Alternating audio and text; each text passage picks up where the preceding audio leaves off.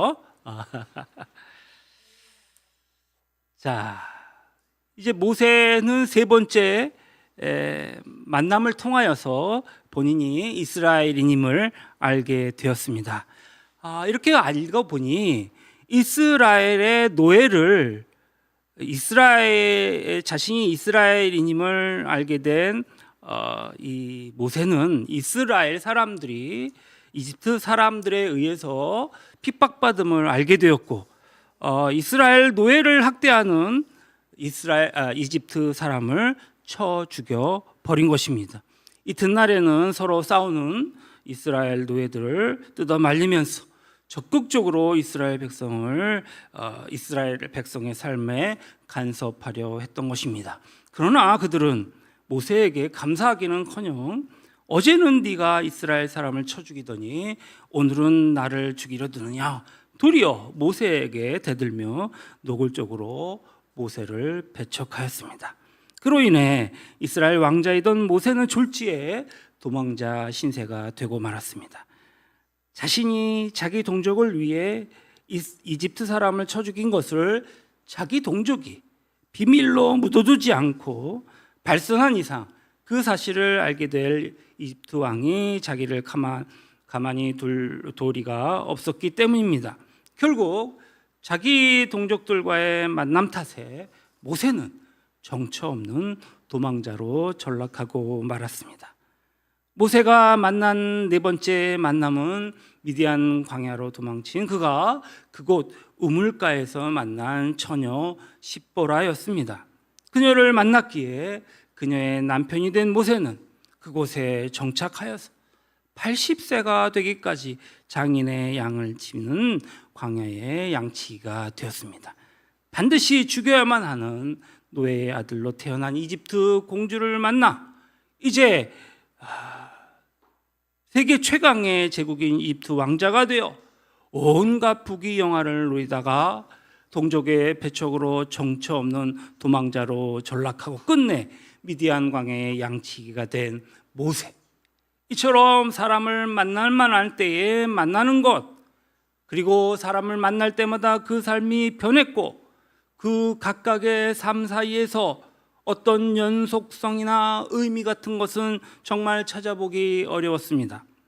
기구한 운명으로 태어나자마자 부모에게 버림받은 사람이 누군가의 도움으로 일확천금하거나 천하의 권세를 장악하여서 또 이리저리 도망쳐 다니고 결국은 초라하기 짝이 없는 말년으로 인해서 생을 비참하게 마감한 사람들, 우리 주위에 얼마든지 있는 모습입니다. 동서고금을 통틀어서 이러한 사람들이 얼마나 많겠습니까? 만약 모세의 인생 그 역사가 그 유전이 미디안 광야의 양치기로 끝나버렸더라면 그의 인생은 유사일에 그 많은 사람 중 그 하나로 무의미하게 묻혀버리고 말았을 것입니다. 그러나 이 무의미하게 끝나버렸을 그의 인생은 그가 드디어 하나님을 인격적으로 만남으로 참된 의미, 영원한 의미를 지니게 되었던 것입니다. 3400여 년 전 지구 반대편에 살던 모세가 오늘까지 우리의 신앙의 표상이 된 것은 그가 자신과 동행하시는 하나님을 인격적으로 만났기 때문입니다. 그리고 하나님을 만난 그의 삶은 우리에게 귀한 교훈을 일깨워주고 있는 것입니다. 첫째, 인간 간의 만남은 하나님과의 만남 속에서만 진정한 의미를 지닐 수 있다는 것입니다. 웬만한 사람이라면 인간 간의 만남을 소중한 것이 무엇인지를 잘 알고 있을 것입니다. 좋은 사람을 만나는 사람은 크게 흥할 수도 있고 반대로 사람을 잘못 만나서 패가 망신할 수도 있습니다.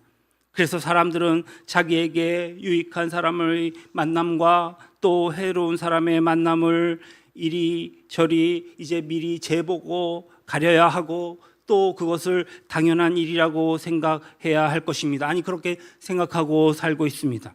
그러나 하나님을 인격적으로 만난 사람에게는 그 어떤 사람과의 만남도 무의미한 만남은 없습니다. 유익한 만남이든지 그 만남이 해로운 만남이든지 결과적으로 모든 만남이 하나님 안에서 합력하여 선으로 귀결되기 때문임을 믿습니다. 3400년 전 이집트에서 태어난 모세가 지배자인 이집트 사람이 아닌 이스라엘의 노예를 부모로 만났기에 그는 모태에서부터 하나님을 경외하는 사람으로 태어난 것입니다. 그 노예 부모를 만났기에 나일강에 버려진 뒤에 이집트 공주를 양모 삼아 만나 이제 왕궁에서 40년 동안 제왕의 교육을 받았습니다. 만일 나일강에서 버려진 모세가 이집트 공주를 양모로 만나지 않았던들 이스라엘 노예 가운데 과연 누가 미래의 이 출애굽의 지도자가 되기에 필요한 그 학식과 지도력과 행정력을 이집트 왕궁에서 제왕의 교육을 그렇게 받을 수, 몸에 익힐 수 있었겠습니까?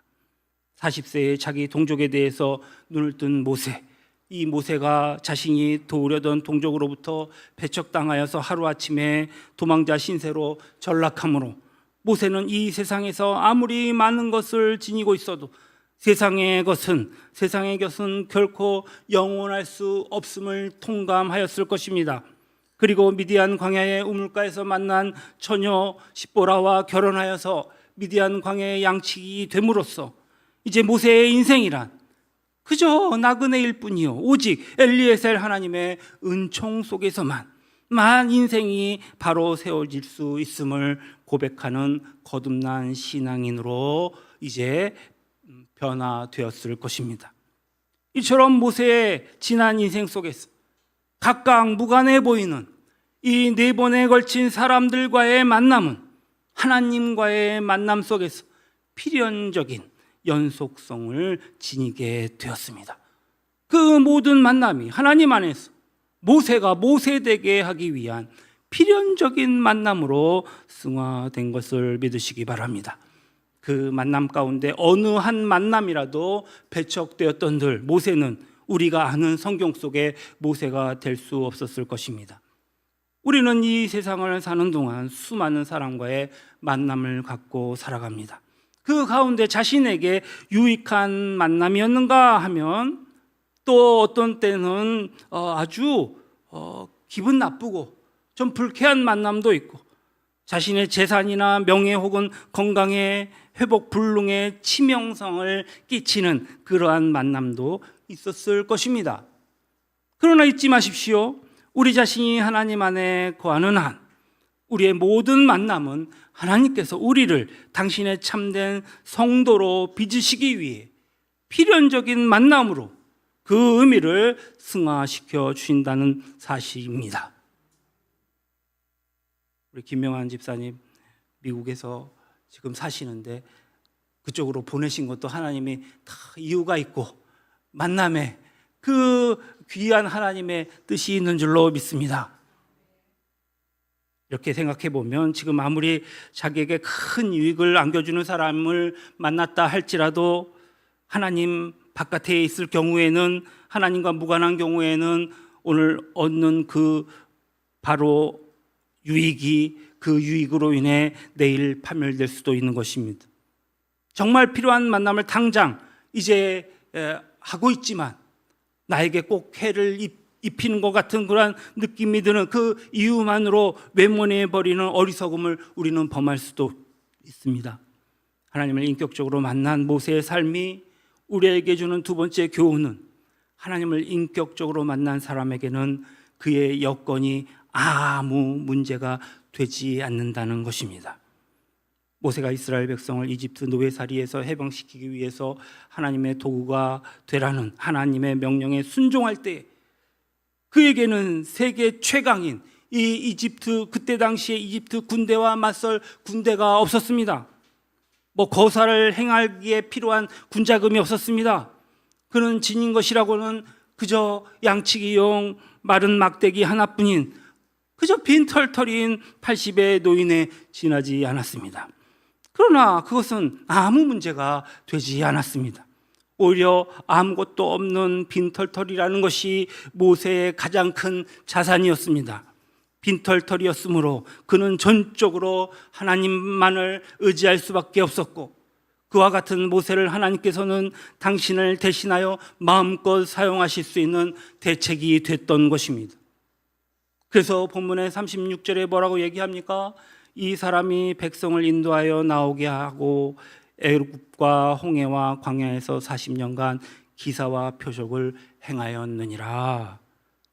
그 이후 모세는 이집트와 홍해와 광야에서 무려 40년 동안 기사와 표적을 행하였습니다. 천지를 창조하신 하나님께서 그를 통해 온전히 역사하신 까닭입니다. 아무 쓸모없어 보이던 그 빈털털이 놓인 모세의 삶 자체가 하나님 안에서 비로소 기적 덩어리가 된 것입니다. 그러므로 하나님을 인격적으로 만난 사람에게는 그의 상황이 문제가 되지 않습니다. 그의 여건이 문제가 되지 않습니다. 하나님을 인격적으로 만났다는 것은 자신의 삶을 하나님께 온전히 의탁했다는 의미이기에 그를 통한 하나님의 역사가 바로 그가 처해 있는 상황 속에서 언제나 아름답게 아름다운 열매로 일어나기 마련이기 때문입니다. 다시 말해서 그를 둘러싸고 있는 상황 자체가 하나님의 역사가 가능케 하는 그러한 토대가 됐다라고 하는 말씀입니다. 그래서 37절엔 그 빈털털이 놓인 모세에 대하여 이렇게 증언합니다. 이스라엘 자손에 대하여 하나님이 너희 형제 가운데에서 너와 같은 선지자를 세우리라 하던 자가 곧 이 모세라. 이것은 구약 신명기서 18장 15절의 말씀을 스테반이 인용한 것입니다. 40년에 걸쳐 광야 생활이 끝났을 때에 모세가 이스라엘 백성 등에게 이렇게 말합니다. 신명기 18장 15절 내 하나님 여호와께서 너희 가운데 내 형제 중에서 너를 위하여 나와 같은 선지자 하나를 일으키시리니 너희는 그의 말을 들을지어다. 몹시 흡사하죠. 그러니까 신약 성경을 자세히 보면 구약 성경의 말씀을 인용한 것이 많이 있습니다. 한 70% 가량이 그렇습니다. 모세가 언급한 나와 같은 선지자를 이제 모세 이후에 등장한 모든 선지자들로 이해하는 사람도 있습니다. 그렇게 주장하는 사람도 있습니다. 그러나 여러분들 이 말씀을 들으면서 누가 생각납니까? 모세는 분명히 하나님께서 나와 같은 선지자 한 명을 세우겠다 단수로 말하고 있습니다. 그 한 명의 선지자는 누구입니까? 하나님께서 죄와 사망으로부터 인간을 구원하시기 위하여 이 땅에 보내실 예수 그리스도이신 것을 믿습니다. 모세가 예수 그리스도를 가리켜서 나와 같은 선지자다 이렇게 말한 것은 자신이 성자 하나님이신 예수 그리스도의 본질상 동일한 존재라는 의미가 아닙니다. 자신은 이 땅에 오실 예수 그리스도의 그림자다라는 말입니다. 빈털터리에 지나지 않던 80노인 모세가 성자 하나님의 그림자가 된 것입니다. 대체 모세의 삶이 어땠기에 모세 스스로 자신이 예수 그리스도의 그림자라는 인식을 지니고 있었겠습니까? 오늘 본문 속에서 그 해답을 얻을 수 있습니다. 38절 말씀입니다. 시내산에서 말하던 그 천사와 우리 조상들과 함께 광야교회에 있었고 또 살아있는 말씀을 받아 우리에게 주던 자가 이 사람이라. 모세는 하나님을 인격적으로 만난 이후 하나님으로부터 말씀을 받아 이스라엘 백성에게 전하는 말씀의 삶을 살았습니다. 무슨 말씀입니까?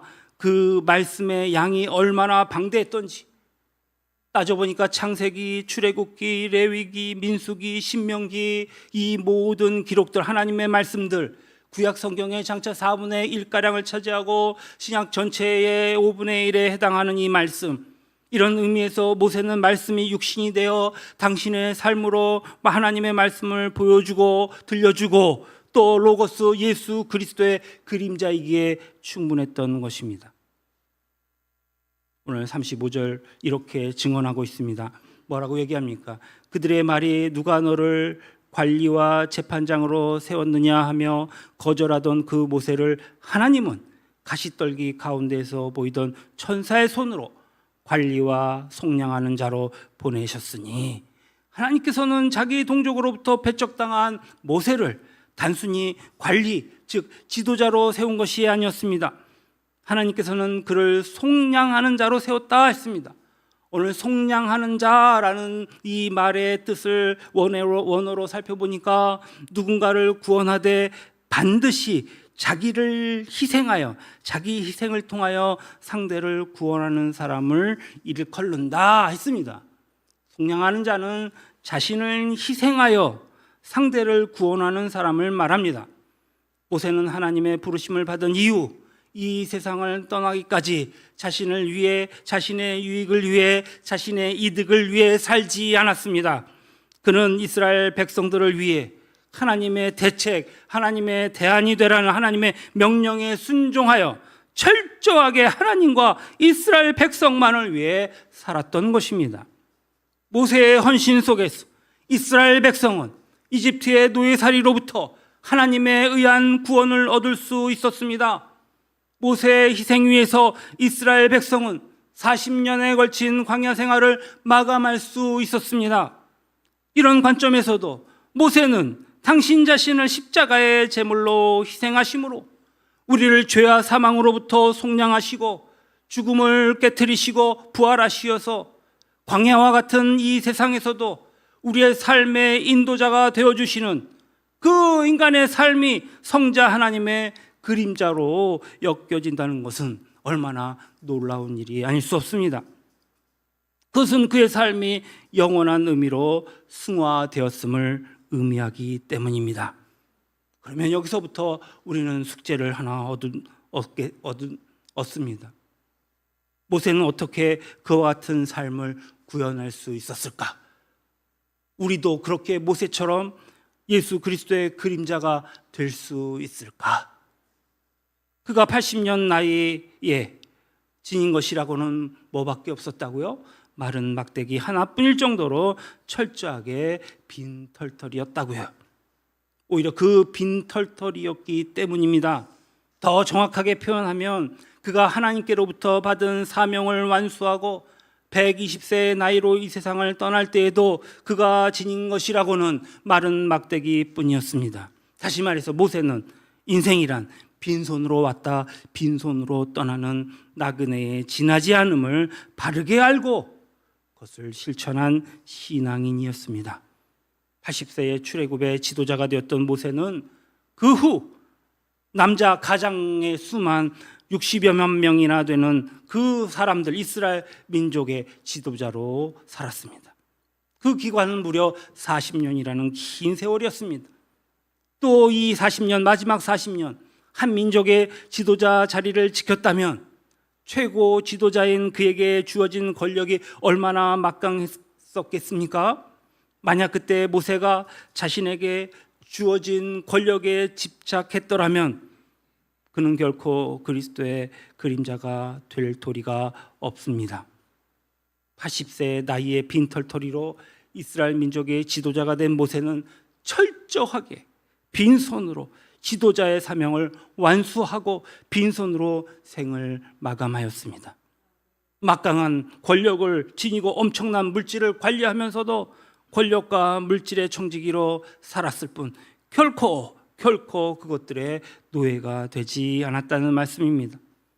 빈손으로 왔다가 빈손으로 돌아가야 하는 나그네인 그에게 이 세상의 것이란 하나님의 명령을 수행하기 위한 도구일 뿐 삶의 목적이 아니었기 때문입니다.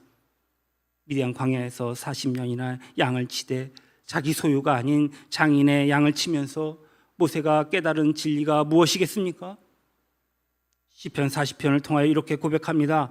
시편 90편 이제 3절 주께서 사람을 티끌로 돌아가게 하시고 말씀하시기를 너희 인생들은 돌아가라 하셨사오니 모세에게 인생은 하나님께서 돌아가라 하시면 이 세상 아무것도 가져가지 못하는 정말 바람처럼 날아가 버리는 티끌에 불과한 것입니다. 그러므로 그는 이 세상 그 무엇에도 집착함이 없이 주어진 모든 것을 하나님을 위한 도구로 사용하는 빈손의 신앙으로 살 수 있었고 그 빈손의 결과로 그는 예수 그리스도의 그림자로 승화된 것입니다.